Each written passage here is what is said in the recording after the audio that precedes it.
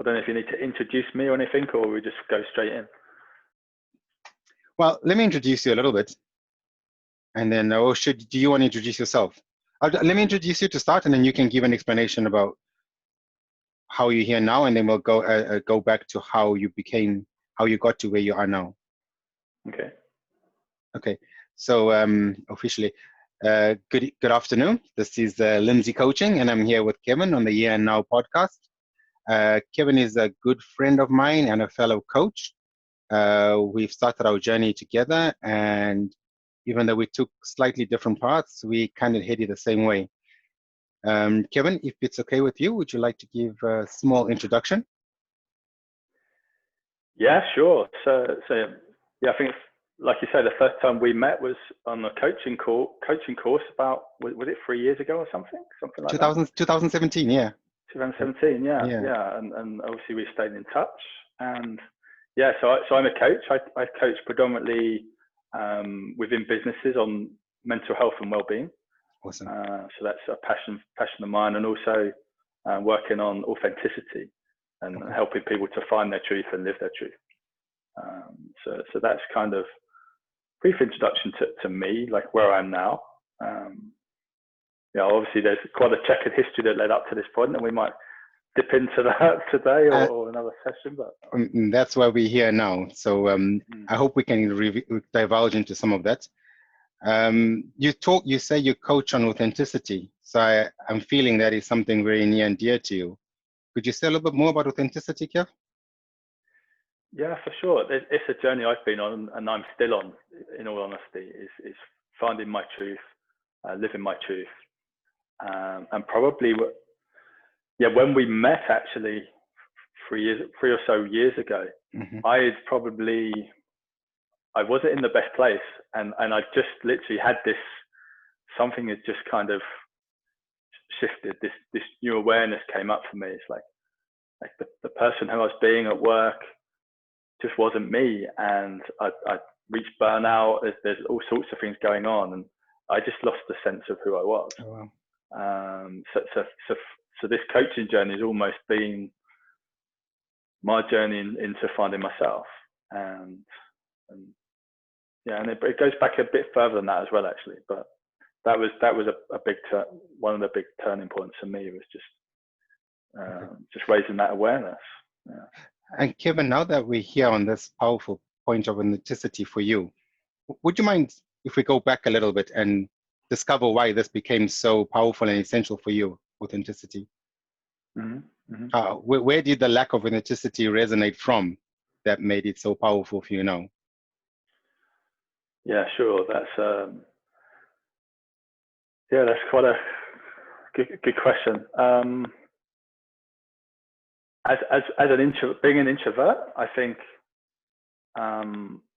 there's a lot that I've helped. Like looking back now, it's difficult to pinpoint exactly when, but for years I kind of kept myself within myself, or kept within myself, and didn't allow myself to fully express who I was. Like work, I blamed work for a long time. I blamed it on work. I said, working in corporate, you're taught a way to behave. You kind of hide behind your suit, and that was my experience. It's like hiding behind your suit, and not showing up as not allowing the real you to actually show up. So there's definitely some of that, and there's definitely some truth in that. But I think something more important was me coming to terms with my sexuality. Like I'm a gay man, and it took me, it's 5-6 years ago that I actually accepted who I was, and then started to come out to people. So that was this big thing that I kept locked inside and didn't let anybody in on for years. So that was probably the start of my authenticity journey, was accepting that part of me, and then from that everything else just started to unravel, like who I was being at work and in relationships and everything else. So are you're saying there was a big dissonance between who you felt you were inside as opposed to what you're projecting to the rest of the world around you. Yeah, absolutely. And it wasn't obvious at first. It's like something implicit that you don't. It's in your kind of unconscious or subconscious. You don't realize that there's this kind of, like you say, this dissonance was happening. But certainly the person who I was being on the outside into the outside world didn't reflect who I was at work, in my relationships. And because of that, because I couldn't be completely truthful and honest with myself, first of all, that kind of depth of that deep connection and those intimate relationships just weren't there for me. Yeah.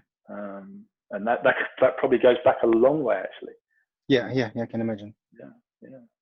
And what would you say, Kevin, was the turning point? What would be the point where you realize that something's got to change for this authenticity to come out?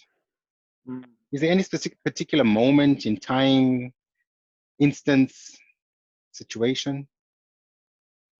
I think where it started for me was the financial crash, or was it 2008, somewhere there. Yeah. So that started to happen, and I started to get disillusioned with work. Like I was seeing people just, like the office I worked in went from 50 odd people to 20 odd people in a space of 6 months. So lots of redundancies, and I just like head down, keep on working. And it's like, no, this isn't, something's not right here. I don't feel comfortable with this. I ended up like taking a sabbatical, and went traveling for a whole year. Kevin, sorry to interrupt you. Yeah. You said something wasn't right. The something wasn't right was within you. Mm-hmm. Okay. So you started feeling this authenticity wanting to come out at that point. Is a sense that there's something that was missing. There's something else that I needed that I wasn't getting from my life at that time, and from my role in my job. Okay. So I thought, I'm gonna travel for 12 months and try and search for the answers, try and find out what it is. Okay. And yeah. And certainly that opened things up for me. That certainly opened up some awareness. That was my next question. Thank you for taking it out of my mouth. That was great. What did you find on your travels? What did it bring you? What did the search uncover? It just opened up this world. It's like I was living in this kind of this little bubble, if you like. Mm-hmm. Like I'm from a working class background, so it's from a suburb town just outside of London, just inside the M25. I worked in this office that was out in the sticks in Kent. Okay. And I wasn't experiencing, like, it felt like very insular. Like looking back now, it's very insular. Yeah. Like where I lived, everybody kind of stays in the same families and stays in the same social groups for years. And what traveling did, it just opened up this whole, like the world. And it opened up all these different cultures and these, like even when I, like obviously been on holiday and stuff before, but when I go on holiday, it'd be to like a British resort abroad somewhere, like somewhere in Spain. So you're not really experiencing a different culture. So it's part of that was upbringing as well. So. It sounds like when the world opened up, it opened you up. As much as you say the world opened up, it's something in you started opening up, right? Yeah, for sure. I'm seeing a metaphor here between the traveling and what it opened up in your eyes, in relation to how it opened you up about your authenticity. And a lot of people question, like, how can you like travel on your own? How can you do solo travel? But for me, like you just named it. Actually, I got my independence. Like rather than like following other people, and it's like, no, this is my chance to be me. And clean slate. I can go away for a year and discover myself, and just open up myself, and that was a start of, that's when it started actually, was from there. Okay, and so we kind of like extracting how you got to here now. now that what was you said the coaching was a big significant point in your journey as well, right? What happened at that point in your authenticity journey? Yeah, so I'd moved at this point. I came back from my travels, like 12 months sabbatical, stayed at the same company for another couple of years, and then again I was unsettled, and then ended up moving to London, working in central London, and that opened up a lot. But I reached a point where I was at burnout, if you like. Okay. I like the pace of life in London is very fast, very fast moving, and it kind of swallowed me up a little bit. And I got to the point where it's like I can't do this anymore. Like my work was my life. Yeah. I was spending my weekends like drinking or getting into other stuff as a way of numbing the pain of what was going on. Wow. And I reached a point where I can't do this anymore. And it was actually my boss. I met my boss. I went into the meeting room and said, "Look, I quit." And he said, "What do you mean you quit?" I said, "I can't do this anymore." And he said, "What? Why? What is it you need?" I said, "I have no idea. All I know is I can't sustain this lifestyle that I'm living right now." And he wouldn't let me quit just like that. He said, "Go and speak to a colleague of mine I know.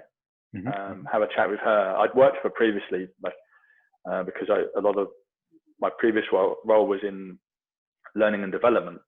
Okay. So he said, "Go and have a chat to her." And I said, I just need to take a break. And he said, "What are you going to do?" I said, "I don't know, but I know it's not this." Yeah. And that's where I got into coaching. I just had the one session with her, Annalie, and it just opened up so much. It just shone a mirror at like my life and what my life was looking like at the time. Awesome. And just put a spotlight on it. And I wouldn't say it fixed anything then, but it just put a spotlight on exactly like how I was living my life and that something needed to shift. And for anybody who's watching this that resonates with your story, what would you say was the thing you were missing? What could you have maybe picked up on or triggered sooner? Is there anything? There's so much. It's difficult to pinpoint one thing, but okay. I would say that as a coping strategy for dealing with all the crap at work and dealing with this, almost putting on this professional mask, was to completely numb myself from the pain. And like I say, whether that was from alcohol, recreational drugs, or just like disassociating, like not listening to my body, not being in touch with my own emotions. So part of the journey I've been on is just to raise awareness of that, raise awareness of like, what's your body telling you? Because it wasn't giving me anything at the time. Kevin, you said something very powerful a second ago. You said to numb the pain. What was the pain? What was the pain you were trying to numb? Yeah, and I wasn't even aware of the pain. It's just so many things. It's difficult to pinpoint one thing. Okay. What was the pain? But it was, I just felt misaligned, if you like. On so many levels. Okay. Like relationally, work-wise. I'd been in a unhealthy relationship leading up to that moment as well. So it was also all kinds of things going on, but it all kind of came to a crunch. Okay. To really, it's really hard even now to be able to say it was this one thing. It was like a whole load of stuff I was carrying. Kevin, we're going to focus predominantly on here and now. I just want to ask you one more question related to the past. What would you say to the younger Kevin? You're looking back 20 years ago. Is there any advice you'd give young Kevin to try and help him on this journey that led you to now where you are? Yeah, that's got a deep question. Is a good question as well. Just to be yourself, follow your own story. Probably my younger self wouldn't understand that, but it'd be just be you. Yeah, just be you. Okay. Okay. Like be the essence of who you are, and forget all the other bullshit. Because that's probably something that I found most difficult from a very young age, was to be me. And obviously there might have been some shame in there, and some, yeah, it's like we're shaped by our stuff that happens when we're younger, right? Absolutely. So there's bits of me that I probably wasn't comfortable with. Yeah. So I just learned to hold it all in, and to try and be what other people wanted me to be, or society wanted me to be, or rather than to actually be me. Okay. So to younger Kevin, with an emphatic message, is be you. Be you. That's probably as simple as it gets, right? Okay. Because I asked that because the power behind it is it helps your inner child even now to remind yourself of what is important.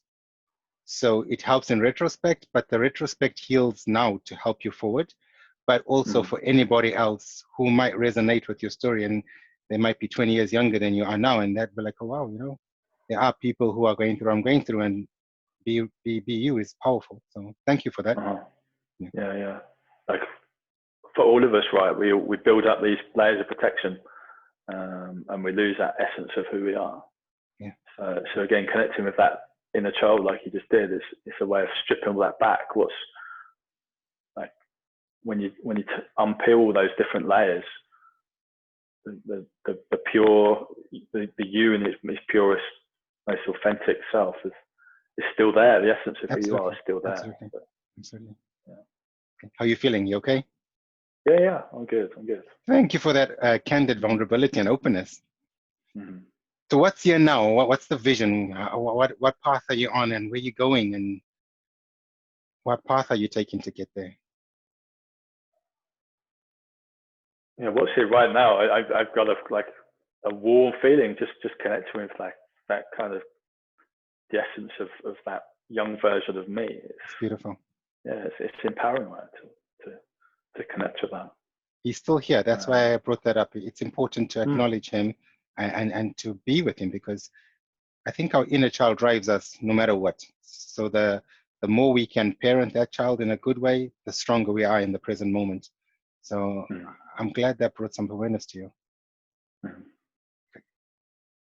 No, for me, and moving forward, it's just continuing to do the work, right?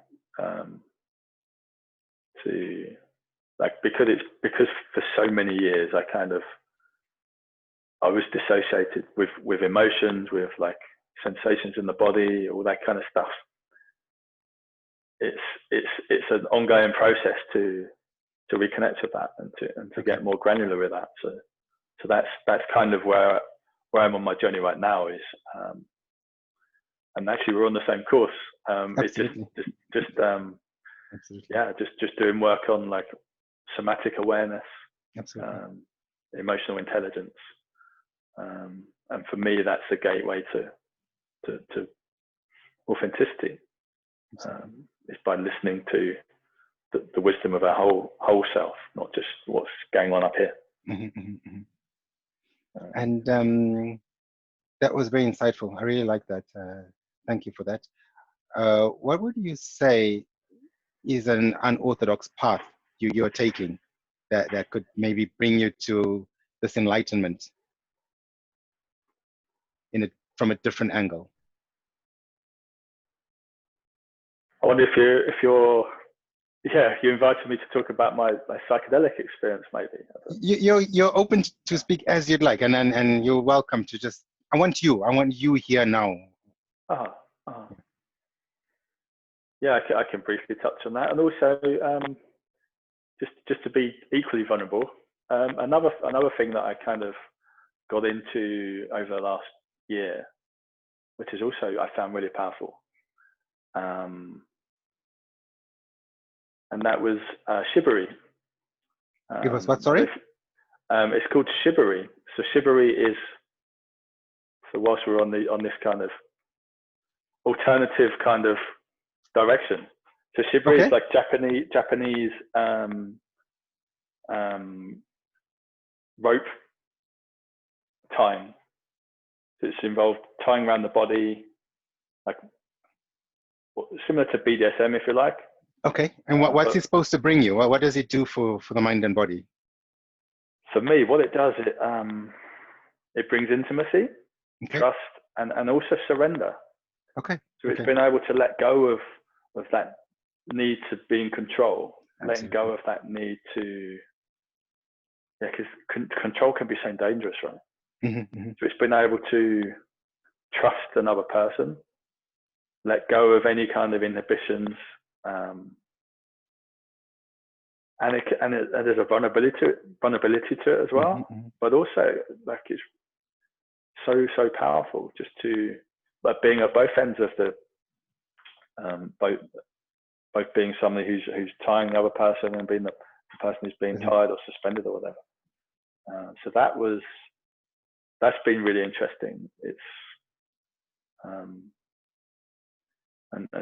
there's a place in London that has workshops on it.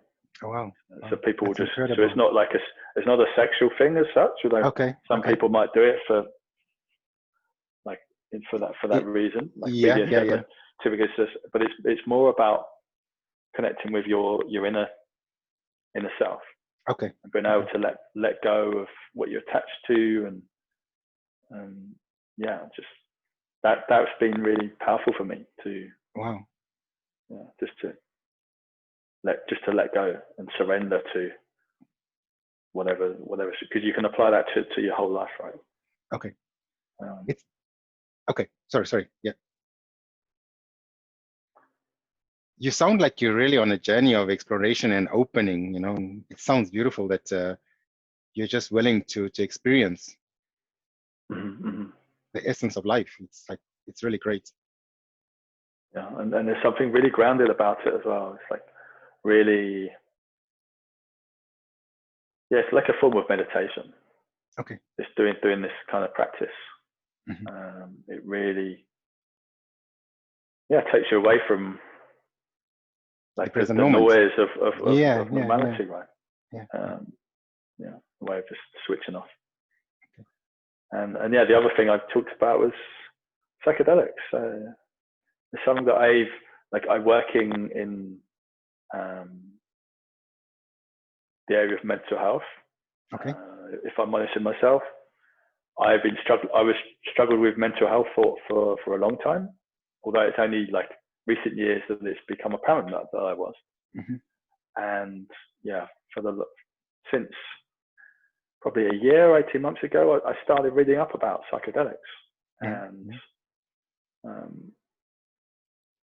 and how the impact it can have on the neurocircuitry in the brain, how it can help alleviate anxiety and depression, PTSD, and how back in the 50s, before it became like mushrooms and LSD became this big recreational drug, and then everything got shut down. So prior to the swinging 60s, doctors and psychologists were studying this in a big way and having some like remarkable results with people that are suffering mentally. So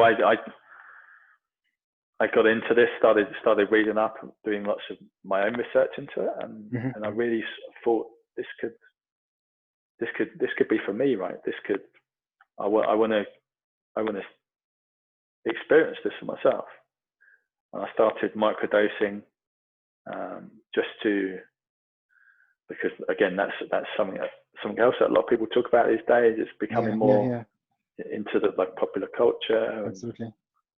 And then I did so I did that on a trial for how long was it for 3 months with Can't remember what university it was now, but it was like an official trial study Oh into wow! Oh wow! Great. the impact of such. It wasn't for recreational use. It was Okay. more to inform like the medical science and neuroscience.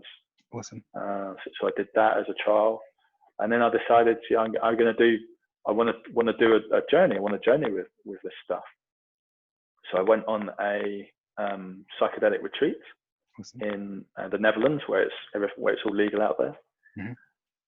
And it's basically my first experience of taking like psychedelic drugs,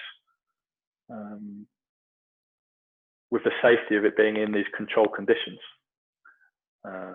So we were surrounded by, or the facilitators were psychotherapists, like specialists in their field, but facilitating like the whole experience. So there's lots around setting intentions beforehand, doing lots of coaching circles, dynamic meditation, stillness meditation, and then after the experience, like reflections, really processing what just happened for everybody in the group. So what did he bring? What did he bring? Before we ask you the next question, I'd just like to highlight for anybody watching this that it's a journey. It's not something that should be just done recreationally. I've read up about it myself. I'm also on my journey towards that. But just to highlight that this is something for healing and growth, and it's a journey and should be done in a controlled environment with a shaman, or it's not something to be just done at home. We're not promoting that in any way. Absolutely. I just want to highlight that.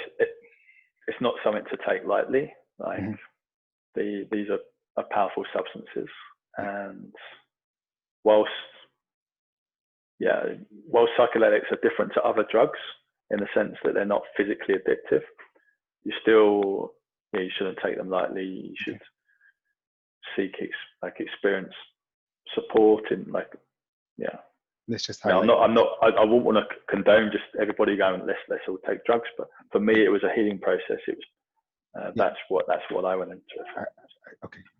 And what did he bring you, Kevin? What did that experience bring you in terms of this authenticity that you're teaching and trying to reach within yourself?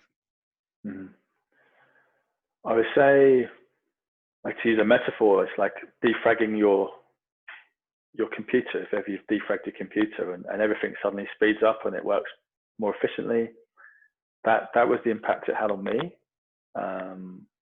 Like over the weeks and months after that. Also, it allowed me to. It's almost like organizing your implicit memory and being able to sort through your memory, and it's really hard to explain. But also it temporarily almost dissolved my ego. Awesome. So that part of yourself that wants to control you, that wants to be in control, that wants to judge, and that inner self-critic, it almost like suspended it temporarily. So you could then look in areas where perhaps it were too painful to look, and also just to experience like what life represents when it's stripped right back, without all this kind of conditioning. When you're stripping back all that conditioning, stripping back that ego self, stripping back all those layers of protection that have built up. So it gave me just like a screenshot of life without that. And you could say like meditation has the same impact, right, over a period of time. It's very similar to that, and therapy as well. It can help with that kind of stuff. It's almost like therapy on steroids, if you like. Defragging the brain on steroids. Yeah. Kevin, I've known you for 3 years, and I met you at the beginning when that transformation happened. and I see you now. And I said to you before, I can't believe the transformation that authenticity and letting go and liberation has brought you. I think it's phenomenal, and I really admire you for what you're doing. You're a role model of mine, I have to tell you. You're doing things that I'm hoping to do. Some I've done, some I'm working on, but you're really, really leading the way in a good light.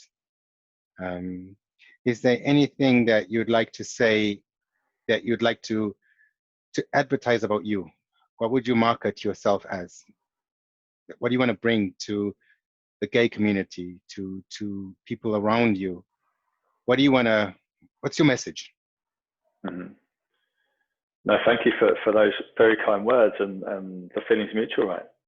Thank you. I think we've both been on the journey. All of us have been on a journey since we started 3 years, and probably before that as well. So yeah, what my passion right now is to, and it's an idea that I have in my head for a workshop at the moment, actually, which is to learn to love yourself.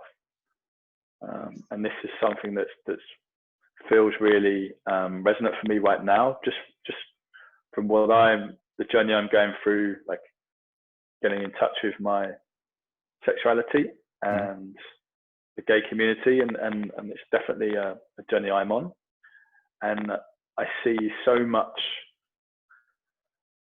many problems within the gay community with like alcohol, drug abuse, chemsex. There's all kinds of stuff going on, and most of it is deep rooted in trauma from our childhoods, right? I'm not saying all of our journeys are the same. We all have different experiences, but for me, and it's something that only like I came to just recently,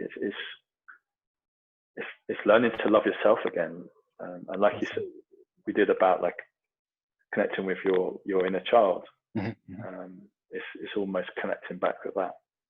So that's watch this space. That's something Awesome.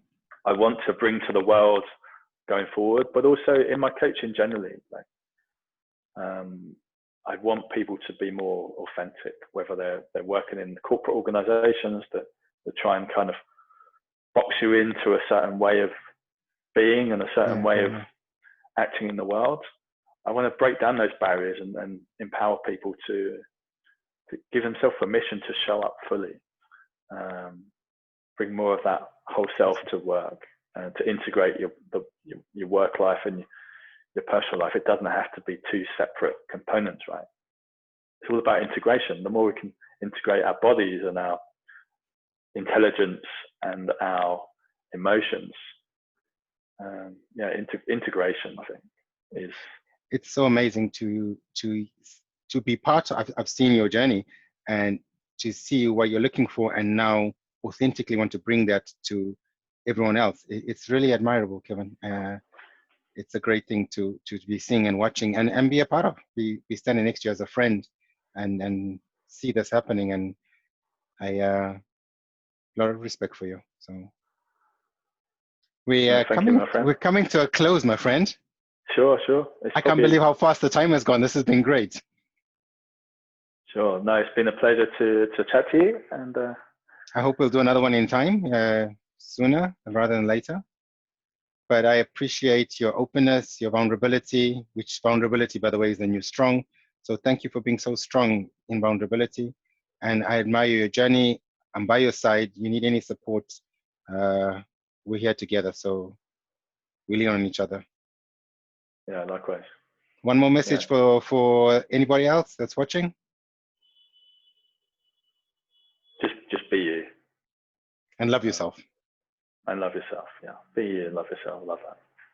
Okay. Thank you, Lindsay. Thank you, Kevin. Catch up soon. Fix you soon. Bye. Ciao, my brother.